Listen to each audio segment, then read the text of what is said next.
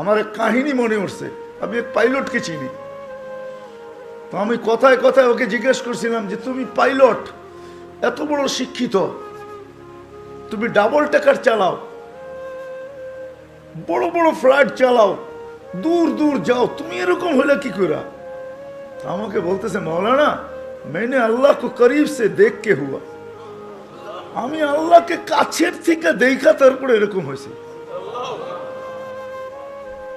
আমি বললাম যে তুমি আল্লাহকে কাছের থেকে দেখলা মানি? আমি ফ্লাই করে যেতেছিলাম হেথ্রো এয়ারপোর্টে লন্ডনে। যখন আমি ইংল্যান্ডের সীমানায় ঢুকে গেছি, হেথ্রোতে আমি ল্যান্ডিং করব, সীমানায় যখন ঢুকে গেছি, তো আমি বটনে পুশ করে চেকিং করে, এর আগে চেক করে যে সব কিছু ওকে আছে কিনা। তো আমি বটন চেক করতে যেয়ে দেখি আমার চাক্কা নামবে না, কিন্তু আমার কাছে ফুয়েলও নাই যে আমি ফেরত যাব, কারণ আমি 9 ঘন্টা ফ্লাই করে আসছি, 18 ঘন্টার ফুয়েল আমার কাছে নাই। আমাকে হয়তো ক্রাশ করাইতে হবে, নাইলে নামতে হবে যে কোনো ভাবে। বলে আমি হেথ্রো টাওয়ারের সাথে যোগাযোগ করছি যে আমার এই অবস্থা, কি করবে করো, আমার কাছে ফুয়েল নাই, আমাকে হয়তো ক্রাশ হইতে হবে, নাহলে কোনো ব্যবস্থা হইতে হবে যে আমি ল্যান্ড করতে পারি। হেথ্রো এয়ারপোর্টের ভিতরে কিয়ামত হয়ে গেছে, কিয়ামত, যে এই জাহাজকে ল্যান্ড করাবে তো করাবে কি করে। তারপরেও একটা সিস্টেম থাকে, ঠিক না? কিন্তু বলে ওই সময় যখন আমি ল্যান্ড করতেছি প্রসেসিং এর মাধ্যমে, তখন আমার হঠাৎ মনে উঠছে আমি না মুসলমান। তখন আমার মনে উঠছে আমার আল্লাহ না সব পারে। বলে আমি চিৎকার দিছি ককপিটের ভিতরে, আমার আল্লাহ সব পারে বলে বটনে চাপ দিছি, গড়গড়ে আমার চাক্কা নেমে গেছে। আমি স্বাভাবিকভাবে ল্যান্ডিং করছি। এর আগের কিয়ামতের চেয়ে বড় কিয়ামত হয়ে গেছে, পুরা এয়ারপোর্ট ছুটে আসছে। তুমি আমাদেরকে এই ধোকা দিলে, তো দিলে কেন? তোমার জন্য হেথ্রো এয়ারপোর্টের মতো হাজারো ফ্লাইটকে আমরা বাতিল করছি, ডাইনে বামে পাঠায়া দিছি যে অঘটন থেকে বাঁচার জন্য। তুমি তো স্বাভাবিকভাবে ল্যান্ডিং করলে। তাই আমি বললাম যে চেক করো, তারপরে কথা বলো। তো ওরা যখন চেক করছে, চেক করার পরে দেখছে এই চাক্কা নামলো কইরা, তোর সব সিস্টেম তো ফেল, এটা কি করে নামলো? বলে আমি দ্বিতীয়বার দরজার ভিতরে দাঁড়ায় চিৎকার দিছি আমার রব সব পারে। তখন আমি এয়ারলাইন্সের মালিককে, এয়ারলাইন্স চালাদেরকে চাবি বুঝাইয়া দিছি, লও তোমাদের চাবি, 4 মাস পরে চাবি আমি হাতে নিব, যদি দেও, এর আগে নিব না। আমি এইখান থেকে চললাম, কেন আমি মালিককে কাছের থেকে দেখা ফেলছি। সত্য এটাই, আমি আপনাদেরকে এই সন্ধানই দিতেছি, সত্য এটাই। এই জন্য আমিও দেখা বলতেছি যে এই দেশের মাটির সাথে, মানুষের সাথে আল্লাহর ভালোবাসা আছে। কেন এই দেশে একটা পরিবেশ আছে যেটা দ্বারা মানুষ হবে। এত মসজিদ দুনিয়ার কোথাও নাই, এত মাদ্রাসা মক্তব দুনিয়ার কোনো দেশে নাই, এত হক্কানি আলেম দুনিয়ার কোনো দেশে নাই, এত আল্লাহওয়ালা গলি গলি দুনিয়ার কোনো দেশে নাই। জুড়বো তো? যুবকরা কি বলে? আমি কি বুঝাইতে পারলাম? হ্যাঁ, মানুষ বানায় নিয়ে যাও ইনশাআল্লাহ। মনের স্বাদ আল্লাহ জান্নাতে মিটাবে। আমাদের মালিক শুধু মনের স্বাদ মিটাবে না, বরং আমরা যতটুকু স্বাদ রাখবো এর চেয়ে 10 গুণ বেশি স্বাদ আল্লাহ আমাদের মিটায় দেবে। আমাদের মালিক বড় মালিক, আমাদের আল্লাহ বড় আল্লাহ। হ্যাঁ, আমাদের মালিক বহুত বড়, যেটার বর্ণনা দিয়ে শেষ করা যাবে না। কত বড় আমাদের মালিক, সব রাখা আছে। যুবক, একটু সহ্য করো।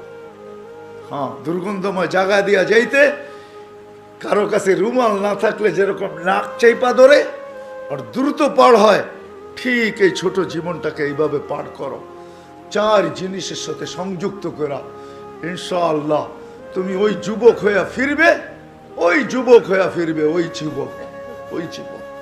আমি আজকে এক জায়গায় বলতেছিলাম যে ওই আমার মনে হয় আমি বলি, যদি উলামা আমার উপরে আঙ্গুল না উঠায়, তুমি ওই যুবক হয়ে ফিরবে, আল্লাহ আল্লাহর রহমতের আঁচলের নিচে তোমাকে রাখবে।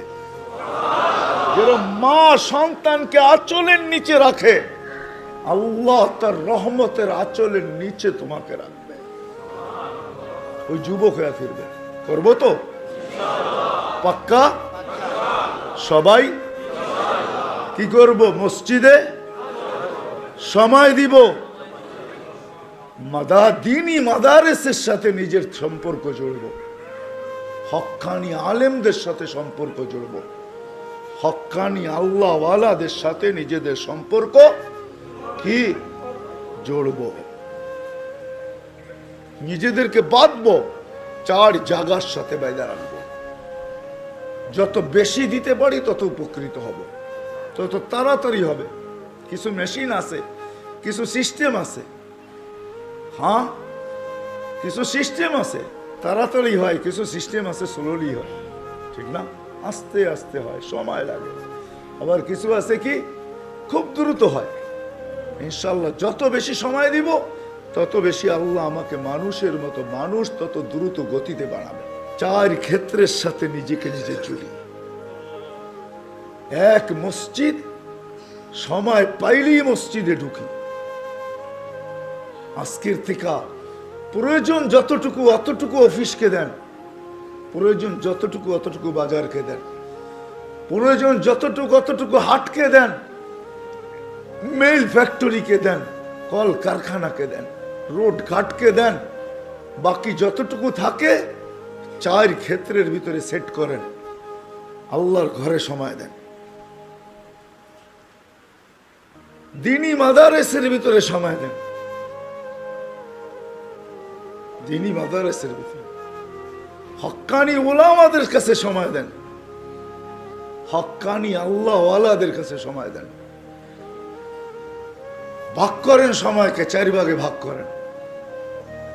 ইনশাআল্লাহ বললাম না, 99 ভাগ 99% ইয়াকিনি, হ্যাঁ 100ও বলা যায় যে মানুষ হিসাবে আল্লাহর কাছে ফিরব।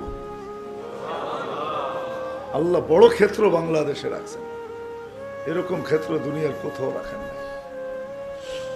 এই জন্য আমি এখনো বলি, আগেও বলতাম যে এই মাটির সাথে আল্লাহর মহব্বত সবচেয়ে বেশি।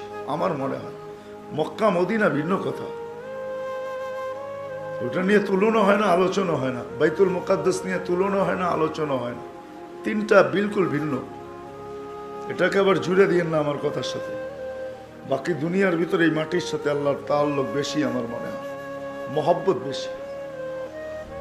যার কারণে সারা দুনিয়া সিগন্যাল দেয় বিপর্যয় হবে, আল্লাহ বলে হবে না, এটা আমার মহব্বত আলা মাটি। এই জন্য এই দেশে কোনো বিপর্যয় হয় না। সারা দুনিয়া সিগন্যাল দেয় বিপর্যয় হবে, এমন হবে, তেমন হবে, এটা হবে, সেটা হবে। আল্লাহ বলে সময় বলবে কি হবে, হবে না। হয় নাই 2 বছর করুণায় কিচ্ছু হয় নাই, কোনো বিপর্যয় হয় নাই, হয়েছে নাকি? হ্যাঁ, এতটুক ছোট একটা দেশ, অসচেতন প্রত্যেকটা মানুষ। এখানে তো কিয়ামত হওয়ার কথা ছিল, ঠিক না? হ্যাঁ, কোভিড-19, ডেল্টা ভেরিয়েন্ট, ওমিক্রন, কোনো বিপর্যয় হয়নি।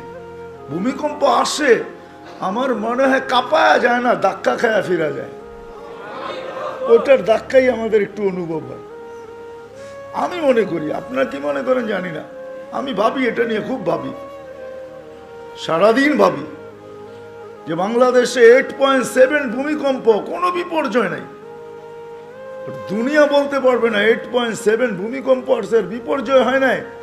বলুক দেখি আমেরিকাওয়ালারা, বলুক দেখি কানাডাওয়ালারা, বলুক দেখি ইউরোপ, বলুক দেখি জাপান, উন্নত থেকে উন্নত দেশ বলুক,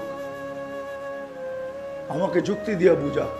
ওই থেকে আমি ভাইবা নিছি না, এখানে ভূমিকম্প আসে না, এখানে ধাক্কা লেখা রিপিট যায়।